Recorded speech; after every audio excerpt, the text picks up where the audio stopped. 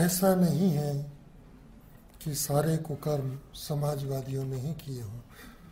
इस कविता में कई स्वर हैं, कई आवाज़ों में ये कविता बोलती है, और ये सारा कवि स्वर नहीं है, एक तरह की इसमें डिबेट है।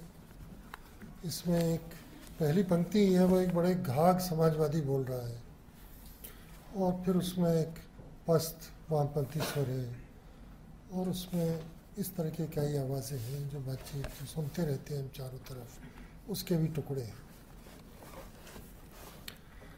ऐसा नहीं है कि सारे कुकर्म समाजवादियों ने ही किए हों। अर्धवाम तो वो थे ही, देशभक्त और सर्वधर्म संभावक तो थे ही।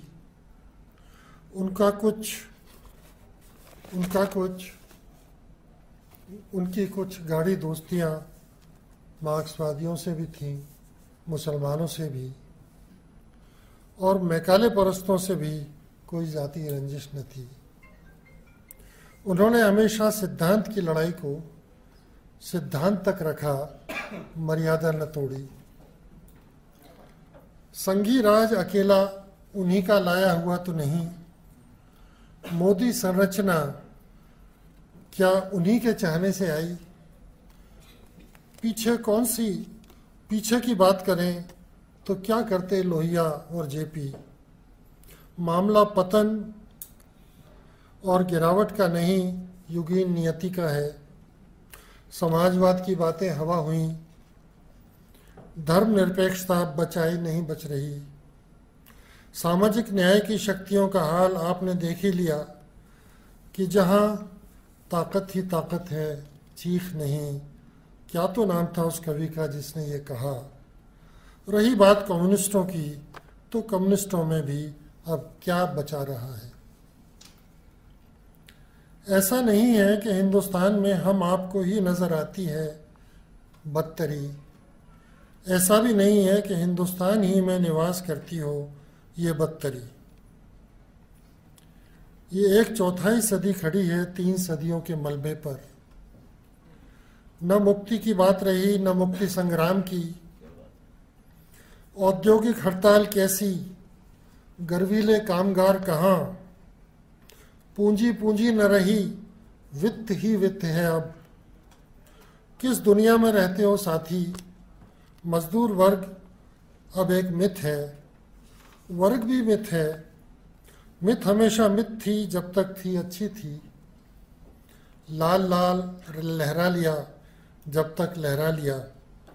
कहते हैं सभी विज्ञजन, समाज विज्ञानी, इतिहासज्ञ, मीडिया विशेषज्ञ, अभियंता, चिकित्सक, खिलाड़ी, और सच तो ये है खुद आप, सिर्फ हम ही नहीं।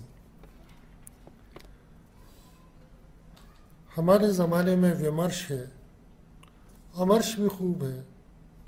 किसी का लेकिन पक्ष पता नहीं चलता, और कौन कहाँ जाकर मिलता है किसी से, कितनी देर लगा रहता है फ़ोन पर, नेट पर, किसकी कितनी ऊर्जा जाती है हिसाब किताब में। चाल चलन मापने के ये पैमाने व्यवस्था के काम आते हैं, जीविका से इनका क्या रिश्ता। सच्ची मेहनत, सच्ची आग, सच्चा अनाज, सच्चे आंसू ऐसे नहीं आते। अचानक खून के धब्बों की तरह उभरती हैं खाली जगहें, कभी यहाँ कभी वहाँ। जिन्हें भरने दौड़ते हैं वो सब जिनके कंधे पर गमछा, बगल में बच्चा नहीं। मेट्रो में मिला नए अर्थतंत्र में काम करता 19 साला लड़का, कहता है क्या अन्याय सर, क्या अन्याय सर। आप ही बताओ, व्यवस्थाएं कहीं चला करती हैं अन्याय के बिना। क्या तुम किसी गरीब के बेटे नहीं। सुनकर वो आपा खो देता है, गरीब क्यों होने लगे हम अंकल जी। आपने मेरे को कम्युनिस्ट समझा है क्या। ऐसे मूड में है हमारा नौजवान, यही उसका प्रतिरोध है। यूं मुकम्मल होती है सादर प्रणाम से शुरू हुई बात। 1/4 सदी खड़ी है 3 सदियों के मलबे पर। प्रतिपक्ष है जहां स्त्री नहीं, स्त्री है जहां प्रतिपक्ष नहीं, और स्त्री मैं है, स्त्री वह नहीं। स्त्री का शोर ही जहाँ स्त्री है, खामोशी स्त्री नहीं, संशय मनुष्यता नहीं। पितृसत्ता का विनाश भी अब एक खराब सा जुमला होकर रह गया है, जो विरोध की लाचारी बताता है, जिसे सबसे पहले संरक्षण चाहिए और अंत में संरक्षण। अदालत में पेश हो तो पुलिस के साथ, थाने जाना हो तो वकील के हमराह, पीछे गैर भरोसेमंद सी एक ओबी वैन। जो लोग पर्दों पर निगाह गड़ाए रहते हैं, यकीन मानिए पर्दा भी उन्हीं को देखता है। टेक्स्ट और ओरल तक न रह जाइए, जानिए विजुअल, डिजिटल, वर्चुअल। ऐसा तादात्म्य इतिहास में कभी देखा नहीं गया कि यह एक दैनिक चमत्कार है। हिंदुस्तान भी बस एक चमत्कार है। दलालों ने हर चीज़ को खेल में बदल दिया है। वीडियो गेम से उकताते हैं तो मुसलमानों को मारने के लिए निकल पड़ते हैं, और जो रास्ते में आता है कहते हैं हम आपको देख लेंगे, नंबर आपका भी आएगा जी। हम बार बार बोल चुके हैं, जोर से कहता है एक दलित विमर्शकार। हम बार बार बोल चुके हैं, जोर से कहता है एक दलित विमर्शकार, हिंदू मुस्लिम मामला खुली धोखाधड़ी है, साफ मिलीभगत है दोनों पक्षों की, ताकि दलितों का पक्ष सामने ना आने पाए। थोड़ी बहुत मारकाट से क्या फ़र्क पड़ता है, असली लड़ाई दलितों की है, मियाँ लोगों की नहीं। यह एक चौथाई सदी खड़ी है 3 सदियों के मलबे पर। खुला मैदान है, कहीं भी मूत लो, किधर भी निपट आओ। असल सच्चाई ये है कि जो उत्तर सत्य पर ईमान लाए, वही है इस ज़मीन का सच्चा वारिस।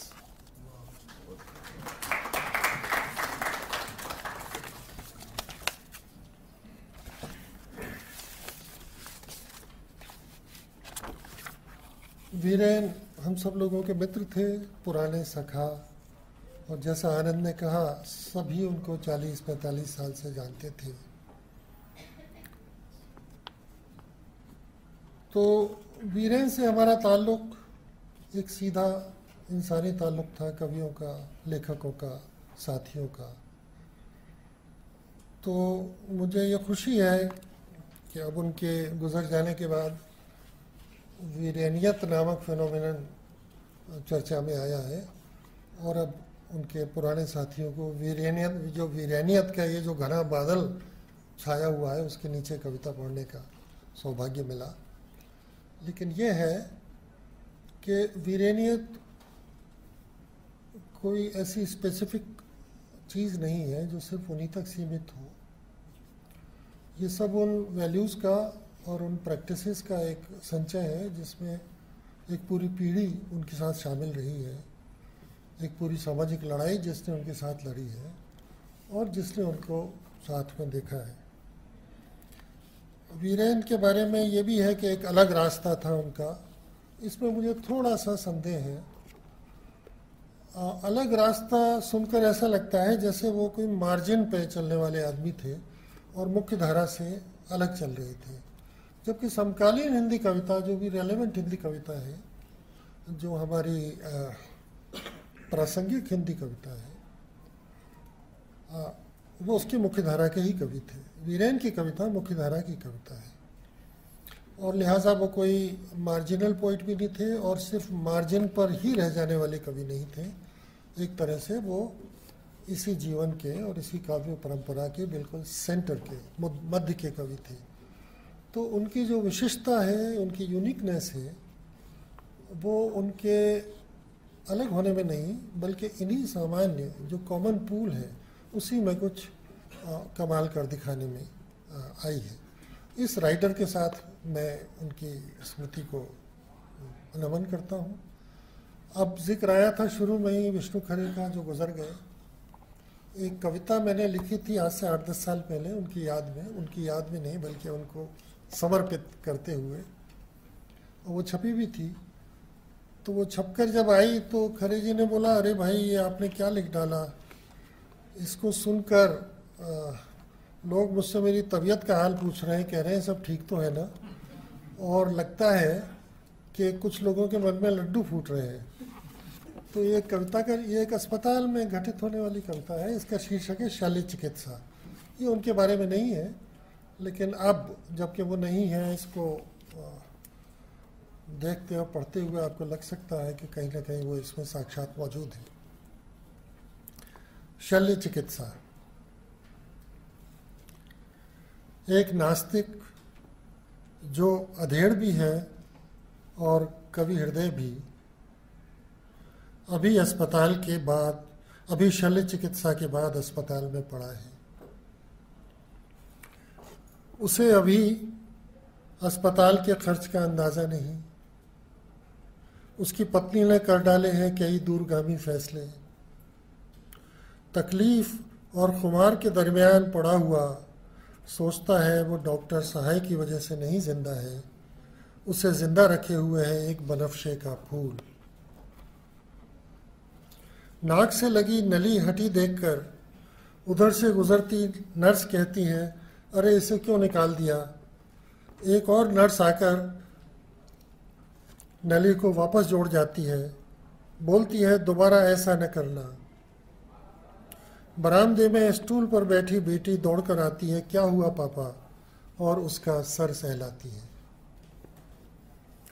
तुम्हें क्या बताऊं, मुल्क पर अपराधी गिरोह छा गए हैं छोटी, और उम्मीद की मंजिल है और उम्मीद की दहलीज है एक उम्र दूर। और यहाँ पर और ग्रहों पर जिंदगी होती तो पता नहीं कैसी होती गुजर।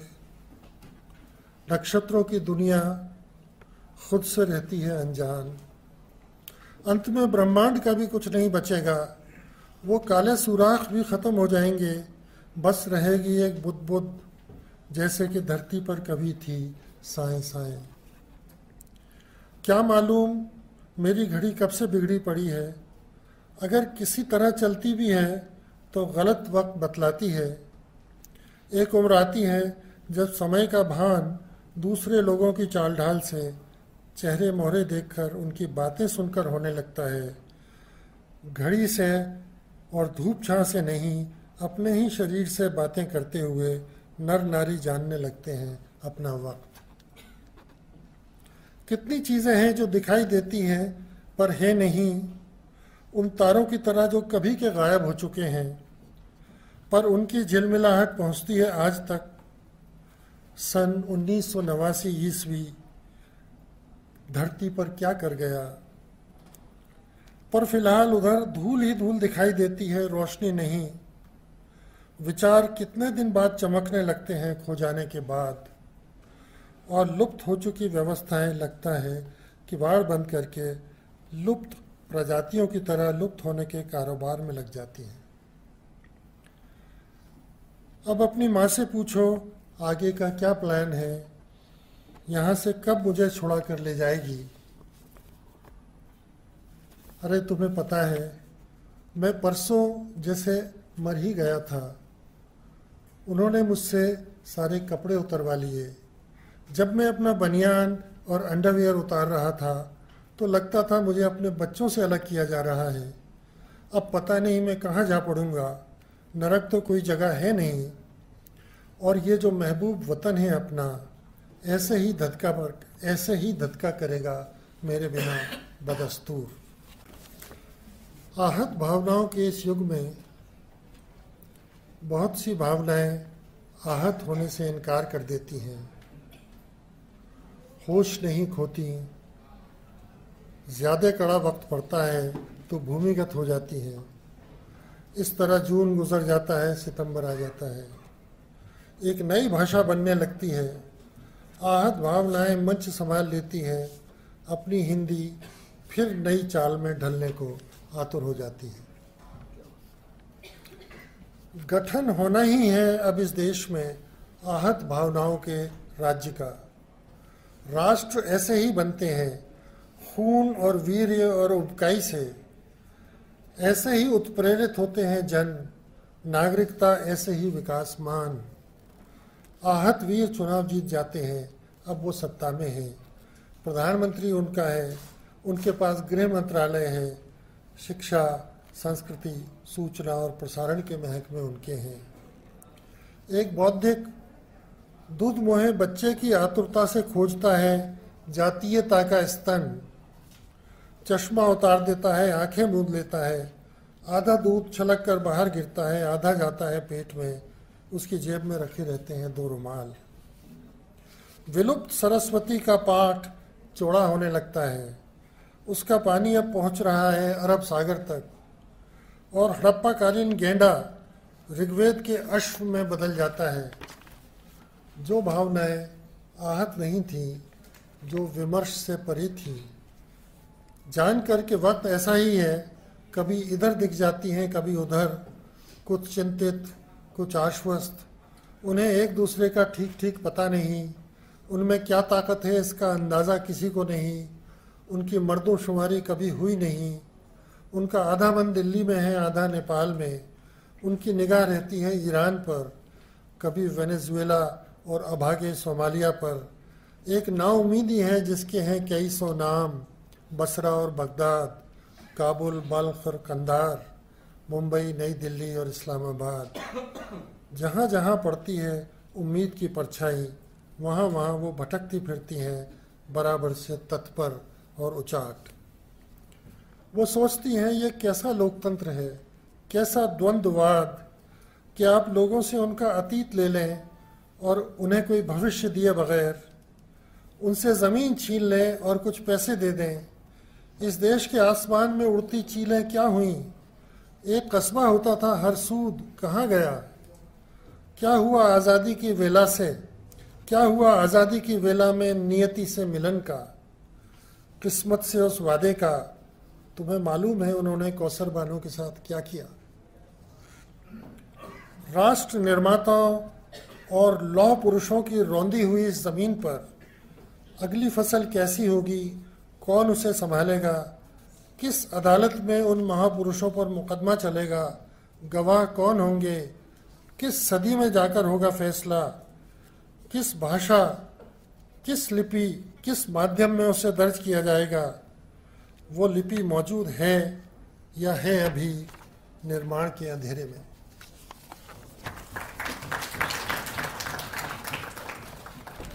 आसिफा वाली कविता आप कहें तो सुना दो, अगर है मेरे पास तो। मुझे आई एम नॉट श्योर। वैसे आपने उस संग्रह में पढ़ी ली होगी जो यहाँ, तो लिहाजा शायद मेरे पास वो है नहीं, लेकिन अगर आप लोग थक नहीं गए हैं तभी सुनाता हूँ। और अभी गौहर भाई बड़ी बेताबी से गालिबन इंतज़ार कर रहे होंगे। बेताबी सुनने की है, सुनाने की।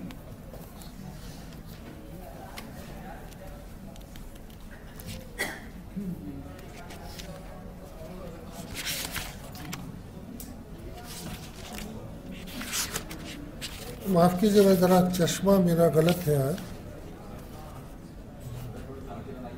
इसमें बहुत सारे नाम आएंगे, आप सब लोग उसका अंदाज़ा लगा ही लेंगे। और इसमें इतिहास के भी बहुत रेफरेंसेस हैं, वो भी मेरे ख्याल से आप सभी जानते हैं, तो व्याख्या की ज़रूरत नहीं है। आसिफा के नाम। सलाम अरे आसिफा, तुमको मेरा और तुम्हारी खाला का सलाम पहुँचे। चुन्नो और नवाब भी सलाम कहते हैं। तुम इनको नहीं जानती, मैं भी नहीं जानता, पर हैं बड़े नाअहल। तमाम नालायक बच्चों का सलाम पहुँचे तुम्हें और तुम्हारे घोड़ों को।